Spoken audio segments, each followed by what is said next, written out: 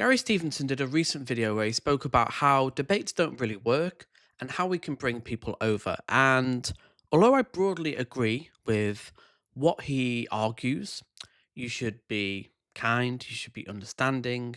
It's about education and really just trying to communicate as clearly as possible your ideas. Don't be a dick, just listen to people, try and understand their concerns. And when they do have concerns, just argue back like, okay, tax is unfair. Okay, well, let's look at the disparity of wealth and how wealthy the top 1% have got since COVID. They've doubled their wealth. 400 families have got as much wealth as the bottom half of the UK. That's over 30 million people, 400 families. It's the divide is getting bigger and bigger. And I broadly agree.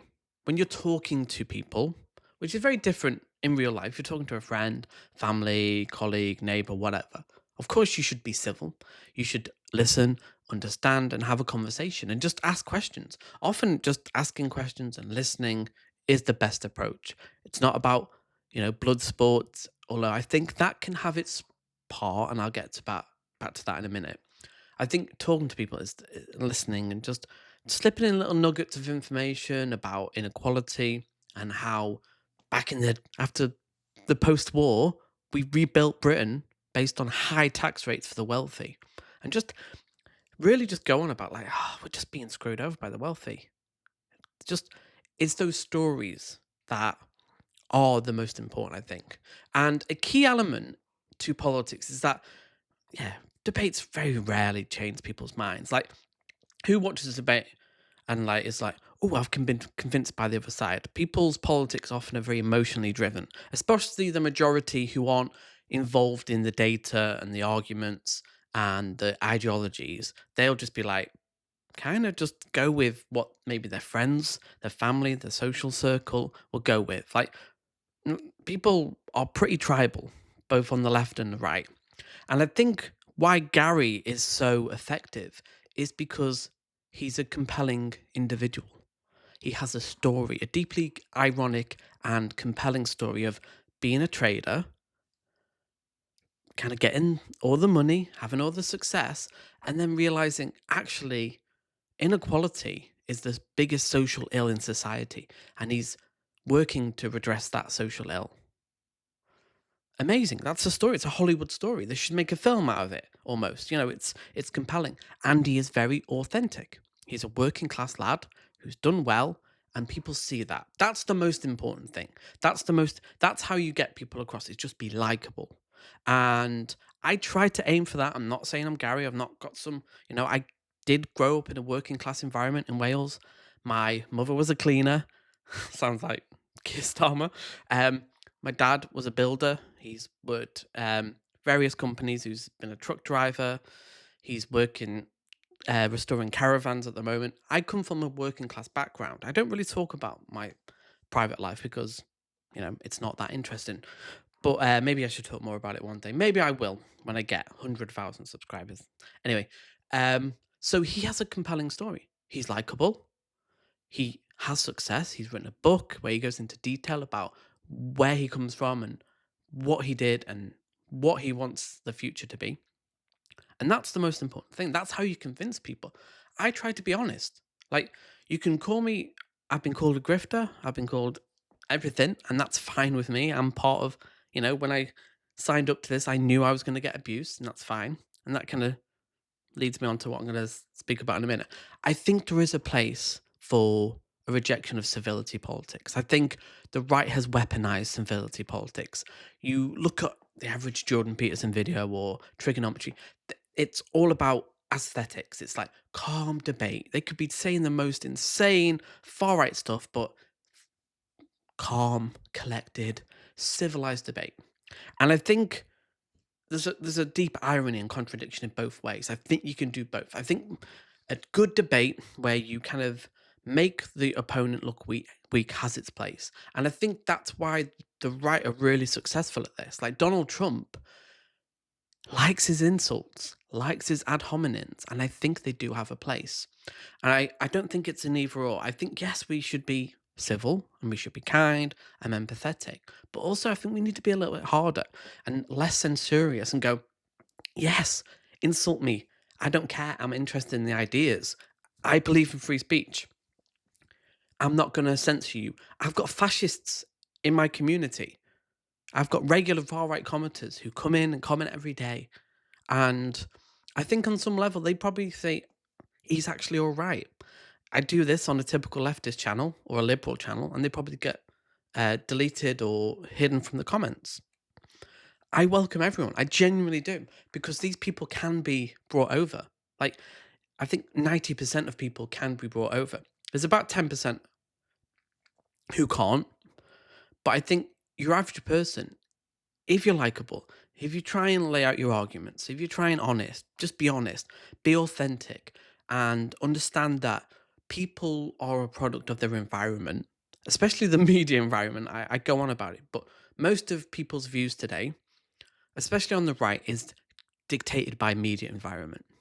We saw it with January the 6th in America on 2021. Initially, the right wing were like, Ben Shapiro were like, this is bad. And then all of a sudden, no, this is fighting for freedom. Nothing happened, denial. So they are very good at towing the line.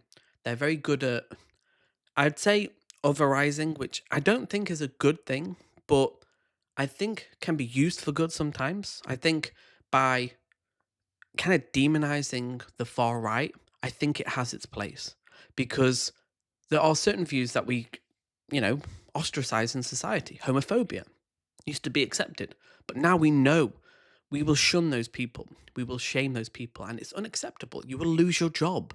You say the N word, you will lose your job. And I think over time, 10, 20, 30 years, a lot of the rhetoric we hear now will be unacceptable. And it is, ostracization does have a place in society. It's not very nice, and sometimes it may backfire.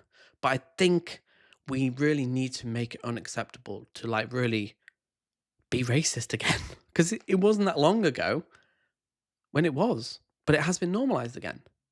And being open and not being totally politically correct, having, freedom, like focus on free speech. That's what the left need to take back. Free speech. Because the right use it in a very disingenuous and dishonest manner. They don't care about freedom of speech. We do, the left. We do. Honesty. Honesty, truth. We have it on our side. We're right. We know inequality is the biggest problem that faces the UK. We know that capitalism is a failed contradictory system that doesn't work for the majority. We're right. So where do we go forward? Because reform aren't going to solve any problems. They want more of the same capitalist stuff that is creating all the problems. So who's going to be in that vacuum? It has to be a left. It has to be I keep calling him Jack. Zach Polanski. A green coalition between maybe Zora Sultana and Jeremy Corbyn. And there has to be hope. I think there has to be hope.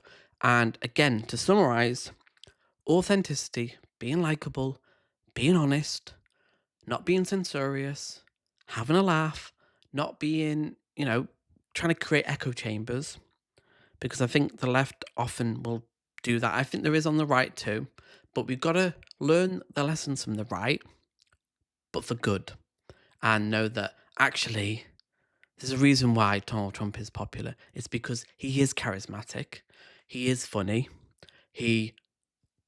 again, populism does have its place, it has its flaws, but we can tap into actually get people excited, create an enemy that's the real enemy, far right fascists who want to destroy everything. That's the only enemy I have.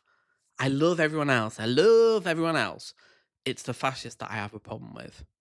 And it's a very small amount of people, powerful people, supported by capital, supported by billionaires, news orgs like GB News. But that's the fight we have. And I think that's where we need to focus our kind of ire, really. And again, It's dirty work, but I think it is necessary. Tell me what you think below. Is being mean sometimes the answer? I think it is to fascists. Everyone else, love. It's all got to be love. But to fascism, we've kind of let it just be. We've kind of just let it be normal. We've just kind of gone, oh, this is. We've normalized this now. We've just let it happen. We've just let this happen. And I'm all for free speech. But when fascism is normalized, these talking points are normalized. Demonization of immigrants, trans people, the left, intellectuals, universities, the media, the elites. We're in a dark place. And the only way to really move forward is to make it unacceptable to be a fascist. Really is that simple? Well, it's not that simple. It's pretty difficult, but tell me your thoughts below and I'll see you in the next video.